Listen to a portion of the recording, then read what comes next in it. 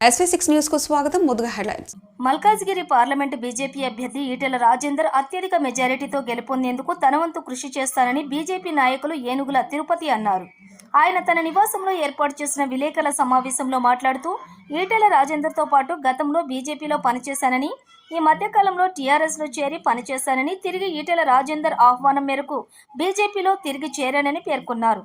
తాను ప్రజాసేవ చేసేందుకు బీజేపీలో చేరానని ఆయన అన్నారు. తాను ప్రతి ఇంటింటికి తిరిగి మోడీ చేసిన సంక్షేమ పథకాలు ప్రచారం చేస్తానని, బీజేపీలో చేరటంతో తన ఇంటికి తిరిగి వచ్చినట్లుగా సంతోషంగా ఉందని తిరుపతి అన్నారు. రాజేందర్ విజయం కోసం శక్తి వంచన లేకుండా కృషి చేస్తానని అన్నారు. ప్రధాని మోదీ కేంద్ర ప్రభుత్వం ప్రజల కోసం చేసినటువంటి సంక్షేమ పథకాలను ప్రజలకు వివరిస్తూ ఈటెలన్న గెలుపు కోసం కృషి చేస్తానని ఆయన అన్నారు. తెలంగాణ సాధన కోసం ఉద్యమం చేసి పోరాడామని, అయినా కూడా బీఆర్ఎస్లో పార్టీలోని ఎలాంటి గుర్తింపు గౌరవం లేదని, అందుకోసమే పార్టీని వీడి బీజేపీలో చేరి ఈటెల రాజేందర్ అన్న వెంట నడుస్తున్నట్లుగా తిరుపతి వెల్లడించారు. ఆయన నాయకత్వంలో పనిచేయాలనే ఉద్దేశం కొద్ది పార్టీలో జాయిన్ అయినా మోడీ గారి నాయకత్వం కావచ్చు, ఈరోజు మోడీ గారి చరిష్మా కావచ్చు, భారతీయ జనతా పార్టీ ఒక వేవ్ నడుస్తున్నది. ఈ వేవ్లో మన తెలంగాణలో కూడా 12 సీట్లు గెలిచే విధంగా, అది నేను చెప్పడం కాదు, పత్రికా విలేకరులు మీకు కూడా తెలుసు, ప్రజలే చెప్తున్నారు. దేశంలో కూడా ఔర్ ఏక్ బార్ 400 అనే ఒక నినాదం కొద్దీ ప్రజలు బీజేపీకి బ్రహ్మరథం పడుతున్నారు. ఈసారి తప్పకుండా 400 సీట్లు అనే ఒక టార్గెట్ను ఖచ్చితంగా భారతీయ జనతా పార్టీ రీచ్ చేస్తుంది మోడీ గారి నాయకత్వంలో. ఎందుకంటే భారతదేశం ప్రపంచంలోనే ఒక గురుస్థానం పొందే విధంగా మోడీ గారి నాయకత్వం కానీ, మోడీ గారి చరిష్మా కానీ, ఈరోజు ప్రపంచ దేశాలన్నీ కూడా భారత వైపు చూస్తున్నామంటే దానికి కారణం మన నరేంద్ర మోడీ గారు. 2 దేశాలు యుద్ధం చేస్తుంటే కూడా యుద్ధాన్ని ఆపిన చరిత్ర మన నరేంద్ర మోడీ గారు.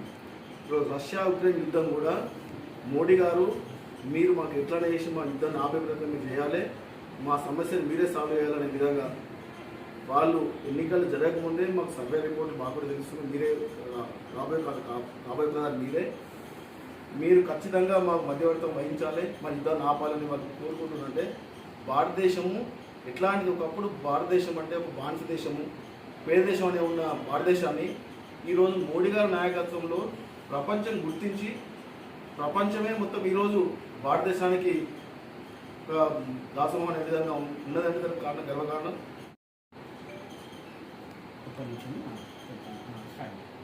మీడియా మిత్రులందరికీ కూడా నా హృదయపూర్వక నమస్కారాలు. భారత్ మాతాకి జై, జై శ్రీరామ్. నేను 2020 జిహెచ్ఎంసీ ఎలక్షన్లో కంటెస్ట్ చేసిన ఓల్డ్ వెల్పల్ నుంచి అందరూ తెలిసిన విషయమే. కొన్ని అనివార్య కారణాల వలన మొన్న జరిగిన సార్వత్రిక ఎన్నికల్లో పార్టీ మారడం జరిగింది. అది కూడా కొంచెం నాకు కూడా ఇబ్బందికరమే. ఈరోజు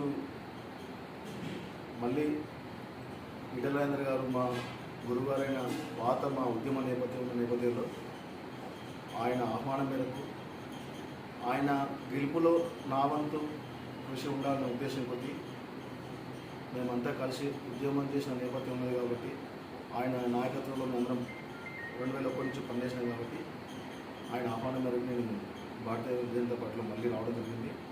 నాకు చాలా సంతోషంగా ఉంది. మల్కాజ్గిరి ప్రజలు చాలా చైతన్యవంతులు. మన ఇంతకుముందు మల్లారెడ్డి గారికి రాజకీయ జీవితం ఇచ్చిండ్రు, తర్వాత ఆయన మంత్రి అయ్యారు, తర్వాత ఒక ప్రశ్నించే గొంతు అని చెప్పి రేవంత్ రెడ్డి గారు కూడా కొడంగల్లో ఓడిపోయినప్పటికీ కూడా మల్కాజ్గిరి ప్రజలు ఆయన బ్రహ్మరథం బట్టి ఇక్కడ గెలిపించారు. ఆయన ముఖ్యమంత్రిగా కూర్చున్నారు. మళ్ళీ ఈరోజు మల్కాజ్గిరి ప్రజలు ఆ చైతన్యాన్ని మరోసారి చాటి రాజేంద్ర అన్న గారిని 3 లక్షల మెజార్టీతో గెలిపిస్తారు. ప్రజలు కూడా బ్రహ్మరథం పడుతున్నారు. ఈరోజు మల్కాజ్గిరి ప్రజల చైతన్యానికి నా హృదయపూర్వక నమస్కారాలు తెలియజేసుకుంటున్నాను.